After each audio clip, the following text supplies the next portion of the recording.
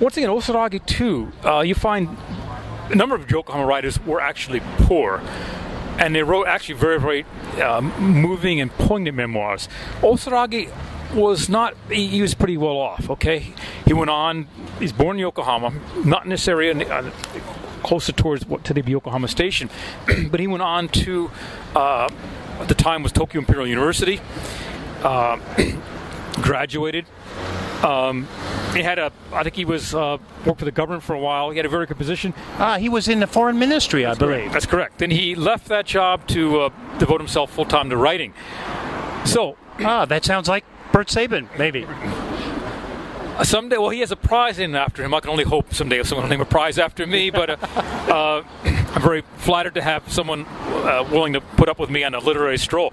Anyway, so Osaragi Jiro. That was not his real name. Osaragi actually means written for the characters for large and Buddha. He lived in Kamakura. Took his pen name from the fact that in the vicinity of his home was the great Buddha. So he moves to Kamakura. So just to interrupt, but that great Buddha in Kamakura is actually where Osaragi Jiro gets his pen name from. That's correct. That's correct. So there's a Kamakura connection there. So how does he get back to Yokohama? Well, the thing is, like many, even like Shishi Bunroku, the fact that I think Shishi Bunroku lived in Tokyo, but still had great affection for Yokohama, as did Osaragi Jiro. He would, for a variety of reasons, was in the habit of leaving his home in Kamakura, coming to Yokohama, and he would come here to the Hotel New Grand, where he would had his room, and the bellboys would prepare all his writing materials, and he'd sit down and write his novels. So he would come to this hotel to write, much as some other famous contemporary Japanese writers did. Mishima Yukio also wrote in this hotel, I believe. No. Okay, no. I stand corrected. Okay, no. Mishima actually, that was, I think he wrote in the Hilltop Hotel near Kanda. Mishima wrote. But the only one person I know who made was a kind of a semi, residence here was Osaragi, and for a number of years, I think it was probably from 1930 for I don't know how long, it could have been a decade or more, probably even more. He was in room 318, and it was here that he would, he was in the habit. He'd come down and he'd write during the day. He'd come down to the bar. And he would actually was in the bar here, and what used to be the bar used to be along where that shop is. That used to be the bar.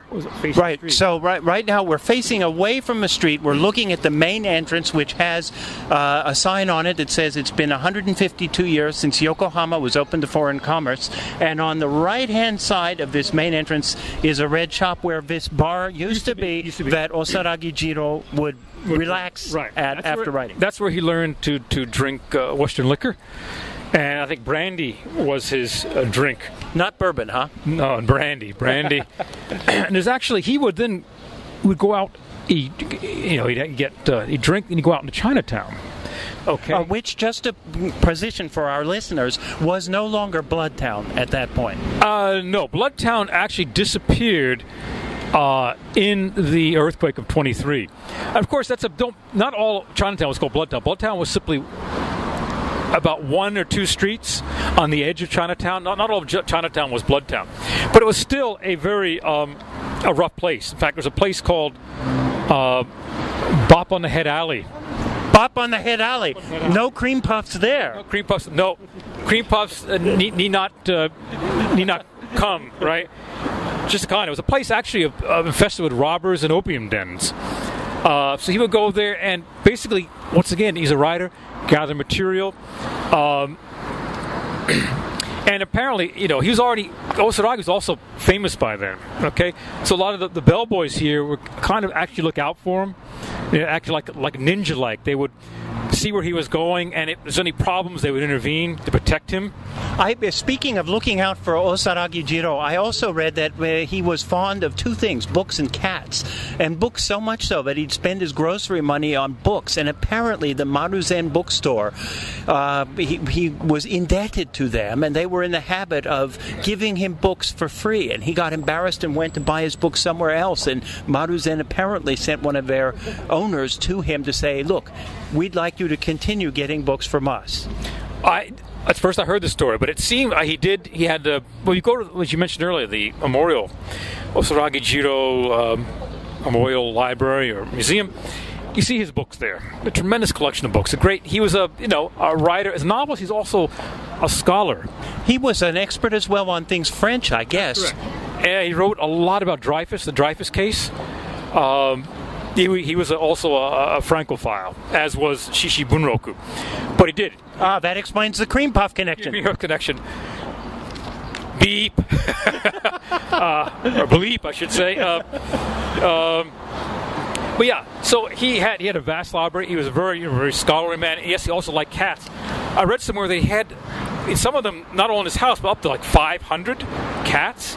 I wonder how what the neighbors thought of that. Well, parenthetically, this is still an issue here in Yokohama where there are many stray cats.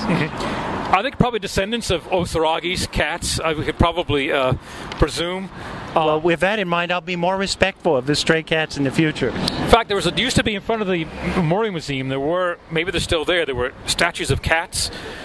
One was stolen a number of years ago. So, I don't know, maybe it just became animated and walked away, who knows. Maybe steal's too strong a word. But anyway, he would, come here and, he wrote what's called the Kuruma Tengu. Kuruma, basically, Tengu is kind of a devil, translates Kuruma devils, a series of novels, very, very popular. And very popular with, basically there were probably like Batman, Superman sort of stories, popular adventure stories for very popular children. Talk to anybody, a man maybe in his late 60s, 70s, 80s, will know of Osaragi Jiro in the Kuruma Tengu series. And because he wrote those books here, the room in which he wrote is called the Kuruma Tengu room. Oh my goodness. So if you are staying in Yokohama, you can ask to stay in the Osaragi Jiro Memorial Kuruma Tengu room number 318. Right, if you are brave enough. We're talking about devils here. So, no, they're actually, it's not considered haunted. It's simply, I understand there used to be his photograph in the room, but I've looked at it and there's no longer a photograph. And actually, Osaragi had a good view of the harbor. Because when he first was coming here, these ginkgo trees you see here in front of, along the Yamashitacho Dori, which, by the way, we're now turning away from a hotel. We're facing the harbor and the boat museum, which is directly in front of us, and the ginkgo trees, which are also in front of us. Right. So when Osaragi was writing the Kuruma Tengu series and writing his novel Muteki, etc. Wait a minute, I have to ask. The novel Muteki, is that still widely read in Japanese, and is it translated into English? And is the famous restaurant in Motomachi any connection to that? Okay. I would say it's available in Japanese. You can go in a store and buy it, which means it's still read. I will not say it's widely read. It has not been translated. And Muteki, I think Muteki, it means foghorn. So I wouldn't say that's directly connected. The restaurant is connected to Osaragi Jiro because it's a port town. So words like Muteki, Kiteki, you're going to find in a port. There is, however, next to his museum, there is a coffee shop called the Muteki, and that is obviously related to Osaragi Jiro. Also, the Muteki Bashi, that land bridge that leads from vicinity of the museum over to the Kanagawa Literature Museum. That's called Muteki Bashi. We can assume also, I think with certitude, that that's also from Osaragi's novel. So in any case, for those of you who are interested, you can turn to the right and continue on this street straight up the hill, which will take you to the bluff, and there you can also find in the park along the bluff both the Museum of Contemporary Japanese Literature and the museum dedicated to Osaragi Jiro. Well, I say Osaragi Jiro, of all the writers associated with Yokohama, probably is the one who has the most enduring reputation. Shishi Bunroku, as I described earlier, light literature, humorous stuff. Hasegawa Shin mostly wrote, plays.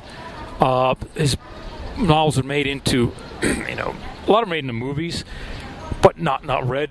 I don't think he's not known well at all today. Yoshikawa Eiji still is. His books are still widely read. He's a very, very popular historical novelist. I should take that back. He's perhaps, of all them all, probably the most famous. After that is Osaragi, who, as I said earlier, wrote both popular novels, but also wrote literature.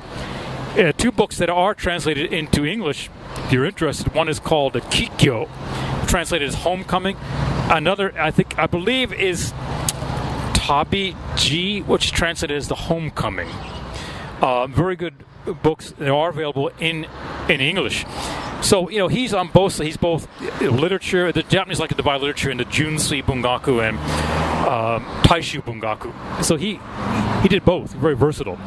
Kind of straddles it. And I guess when we're talking about mass literature, something that's even more recent would be Murakami Ryu, who wrote Coin Locker Babies, apparently taking off from these ubiquitous coin lockers in Yokohama Station. I didn't know it was a Yokohama Station. I read that somewhere. I could be wrong, but I've always assumed there was a Yokohama connection. Okay, well, I'm not going to use the coin lockers anymore. That's right. You might find a Murakami Ryu style baby in there if you're not careful. I'm usually in a hurry, and I don't want to be. But I was going to say, Osaragi, how is it a reputation? What helps his reputation endure is the fact that the Asahi Shimbun has an Osaragi Jiro Award, which is an annual award that's given out for a piece of good literature. So that his name still lives there, and that's given out every year with a lot of publicity. So his name is still out there. And Yoshikawa Eiji also, once again, his books are still popular. Sometimes many of them are made into movies as well, or television series. Okay, well, I think, Bert, this is where our tour is going to end, and we're almost at the 1 hour mark here. But before we close it up, I wonder if you've got any other thoughts for the visitor, whether you're here to visit for this year's Triennale, or whether you're studying English perhaps, and you want to hear what some foreigners think about Japanese literature. Any parting thoughts for those people? Maybe some ideas about where they might walk to next for dinner after listening to our tour. Okay, well, I've mentioned, we talked about Osaragi Jiro. By all means, see his museum is up on what's called the Bluff. Very, very nice place for a stroll. Okay, there's a very nice restaurant at Yamata Jubankan. Very, very good Western style French cuisine. Or, I mentioned Hasegawa Shin, associated with Noge Machi. Over there, very much of, it's kind of the most Japanese ambience in Yokohama, as opposed to this area's, Yamashitacho, the Bluff, Chinatown, are not really Japanese. Noge Machi is.